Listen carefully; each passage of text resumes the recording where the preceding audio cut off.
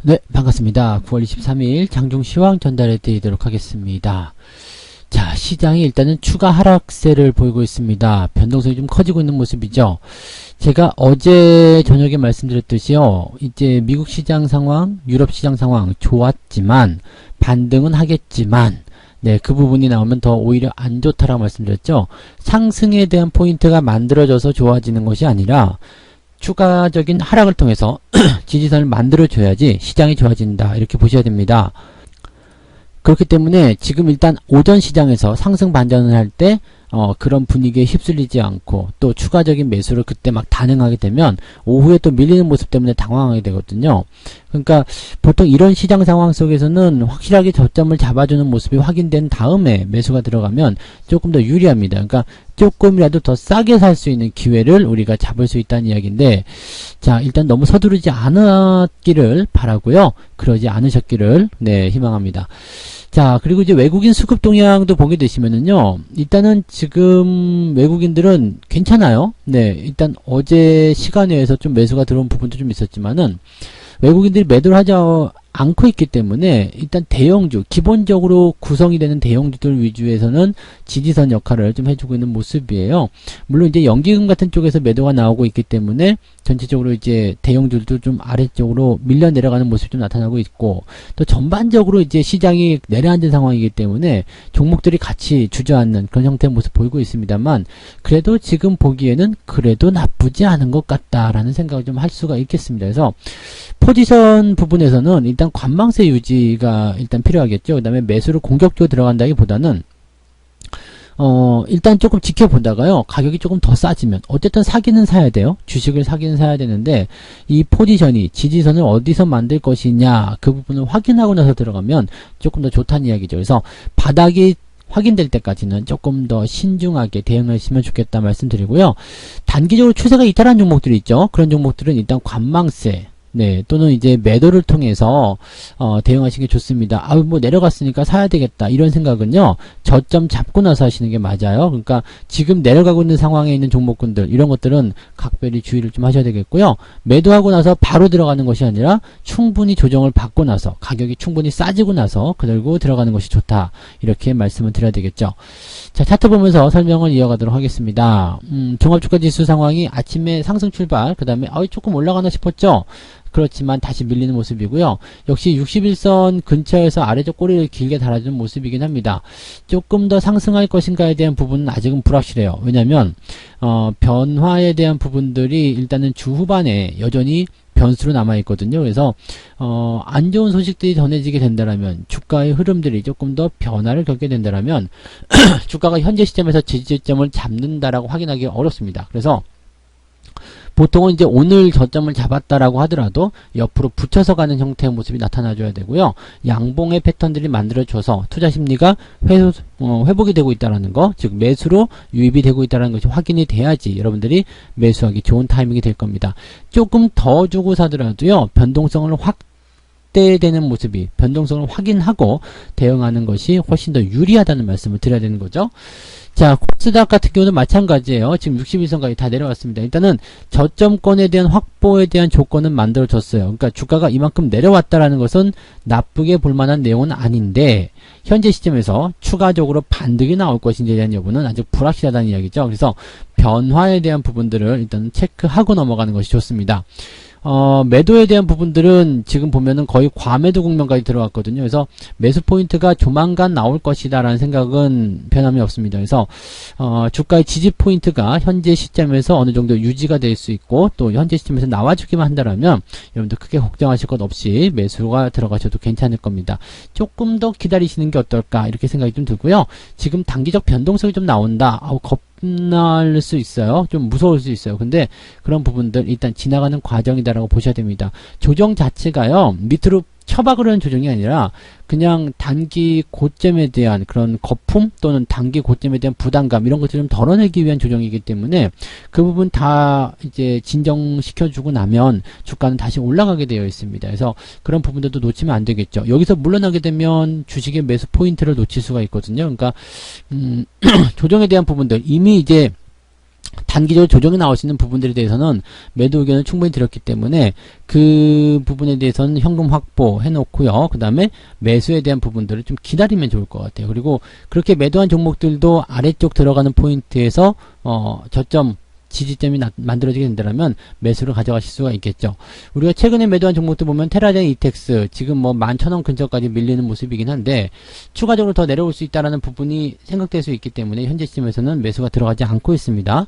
한솔 로지스틱스 같은 경우도 지지점 미탈이 되면서 매도를 해드렸죠. 그러니까 추가적으로 더 내려갈 수 있는 상황에서는 매도가 들어가는 것이 일단은 유리하다고 말씀드릴 수 있는 겁니다. 한국타이어 같은 경우도 마찬가지. 네, 지금 다시 매도가 들어가게 되면서 이제 주가가 하락세로 들어갑니다. 그래서 추가적인 하락을 통해서 뭐 3만원 근처라든지 이렇게 나오면 매수 포인트 가져갈 생각이 있죠. 뭐 CJ ENM 같은 경우도 차익 실현하고 나서 주가가 들어온 모습이에요. 그러니까 이런 포지션들이 나오는 것들은 뭐 크게 걱정하실 필요는 없겠다. 일단 추세는 좋은 편이기 때문에 단기적 조정이 들어간 다음에 매수 포인트를 이어가시면 된다라고 보시면 되는 거죠. 그러니까 지금은 좀 기다려라 이런 말씀을 계속 드릴 수 있는 거고요. 그런 과정 속에서 또 올라간 종목도 있겠죠. 어제에 이어서 또 진양산업 상승세 유지하고 있고요. 이런 것들은 저점 지지가 잘 유지가 되고 있다는 거예요. 그러니까 이런 부분들, 그다음에 두산인프라코어도 마찬가지죠. 상승세 이어가고 있는데 뭐 일단 좋은 얘기들 나오는 종목들 유지해서 가져가시면 되겠죠. 그 외에도 뭐 종목들 좋은 흐름 보이는 것도 있겠습니다만 대부분의 종목군들이 저점에서부터 올라가는 포인트예요. 그리고 뭐 바이오톡스텍 같은 경우도 눌러서 나가는 패턴이기 때문에 저점 지지권 근처 이런 포인트들은 뭐 시장과 관계없이 지수를 상승시킬 수 있는 포인트가 있다라고 보시면 되겠죠. 대신에 어느 정도 올라온 종목들, 현대차 같은 경우도 마찬가지고요. 지금 주가의 조정폭이 조금 커질 수 있는 상황이고요. 조정이 나올 수 있는 부분에 대해서 계속 언급을 드렸었죠. 그러니까 이런 것들은 조금 조심하고 넘어가는 것이 좋겠다. 이렇게 말씀을 드린 부분이 있으니까 단기적 이격, 그 다음에 고점 라인에서 약간 조정을 받을 수 있는 타이밍이 있다라면 조심을 하시는 것이 일단 좋다. 이 말씀을 드려볼 수가 있겠습니다. 수급적인 동향에서는 외국인들의 매수가 조금은 나오고 있습니다. 지금은 변동성에 대한 부분이 좀 있긴 있습니다만 매도 규모가 크지 않았고요. 그 다음에 그 오후가 되면서 좀 매수세로 전환될 가능성이 높습니다. 이런 상태라면은요, 외국인들이 일단 대형주를 버텨주는 모습, 그러면 지금 지지선을 만들어주게 될 가능성이 굉장히 높아져요. 그래서 이런 포인트를 우리가 생각한다면 지금은 물러날 때 자리가 아니로구나 라는 생각을 일단 여러분들이 팍 하실 수 있어야 됩니다. 돼야 돼요. 그 머릿속에서 그 전구 담아라고 해야 됩니까? 그 뭐라고 해야 돼요? 그게 그 전구가 빵 켜지는 것처럼 그렇구나 라는 생각을 일단은 하고 들어가셔야 한다는 이야기죠. 그러니까 그런 포인트를 우리가 확인해 주시면 좋을 것 같고요. 너무 겁먹지 말자. 네. 그게 이제 오늘 가장 중요한 골자가 될 것 같아요. 그래서 수급 동향 크게 나쁘지 않고 외국인들 매수가 들어가 준다라면 대형주 위주의 지지선이 형성될 수 있다. 그러면 포지셔닝은 괜찮아지겠죠. 네. 자, 아침에 매매했었던 종목들 좀 살펴보도록 하죠. 오늘 아침 시간 10시 기준으로 해서 좀 살펴보게 되면은요. 일단 기관들 같은 경우는 카카오 순매수가 들어갔는데 글쎄요 라는 생각 계속 해야 되겠죠. 네, 추세가 좀 이탈할 수 있는 부분이기 때문에 이거 하고요. 그 다음에 네이버가 어디 있을까요? 네, 네이버 지금 순매도 종목 나오고 있는데 일단 추세가 이탈한 패턴이기 때문에 이런 자리에서는 이제 계속적으로 비중을 좀 줄여달라라는 말씀을 좀 드려왔었던 것 같아요. 그 다음에 하나솔루션 마찬가지고요. 그 다음에 LG화학 이런 종목도 전부 다 이제 추세에 대한 어떤 부담감이 생겼기 때문에 비중을 축소하거나 매도하는 관점 계속 말씀을 드렸죠. 참고하시면 좋을 것 같고요. 대신에 이제 이 배터리와 관련된 부분에서는요, 지금 배터리데이 이후에 주가가 빠지는 것이다 생각하실 수 있겠습니다만, 배터리데이에서는 그렇게 나쁜 부분은 아니에요. 왜냐면, 테슬라가 단기간에 뭔가 배터리를 양산한다거나 대량 생산 못한다고 말을 했잖아요. 그러니까, 거기에 대해서 이제 이 기술주에 대한 고평가 논란 다시 한번 나오는 거고, 테슬라의 주가가 하락했다라는 부분이 있겠지만, 2차 전지 관련한 부분에서는 오히려 발주가 늘어날 수 있는 상황이란 말이에요. 그러니까, 이렇게 된다면 오히려, 2차전지 관련 종목군들에게는 좋은 소식이 될 수도 있는 거거든요. 근데 이제 삼성 SDI라든지 LG화학이라든지 이런 것들에 대한 매도가 좀 나오면서 주가가 변동성을 좀 보이니까 이거 좀 안 좋은 거 아니야 라고 생각을 좀 했을 수 있겠습니다만 LG화학 같은 경우는 지금 분사에 대한 부분이 부담스럽기 때문에 주가가 하락세로 전환될 수 있겠습니다만 삼성 SDI 같은 경우는 지지선 잘 만들어내고 있거든요. 그러니까 이런 것들은 오히려 뭐 그냥 매도보다는 좀 지켜보시는 전략이 더 낫지 않겠느냐로서 판단이 되죠. SK이노베이션도 마찬가지예요. 마찬가지로 이제 지금 보면 이제 2차전지 관련된 종목군들 LG화학, SDI, SK이노베이션 이 세 개의 포인트를 볼 수 있잖아요. 그러니까 요 포인트들은 그냥 두고 가시면 될 것 같아요. 그러니까 LG화학에 대해서만 이제 분사에 대한 포인트가 있어서 매도 의견을 좀 말씀드리고 SDI나 이노베이션 이런 것들은 그냥 좀 더 지켜보시는 전략이 유리하다고 보시면 되겠죠. 네.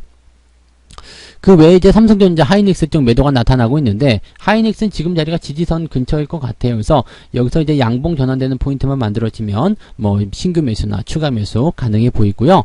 삼성전자 같은 경우는 매수 좀 더 기다리자고 그랬죠. 57,000원 아래쪽 들어올 때까지 좀 더 지켜볼 겁니다. 그래서 조금 더 내려오게 된다면 그 타임을 이용한 매수 포인트 가져가시면 되겠고요. 뭐 자동차 부품주 쪽에서도 변동성이 좀 나타날 수 있습니다만은 지금 이렇게 만도 같은 경우처럼 많이 올라간 패턴에서는 좀 주의가 될 수 있는 상황이 좀 있겠고요.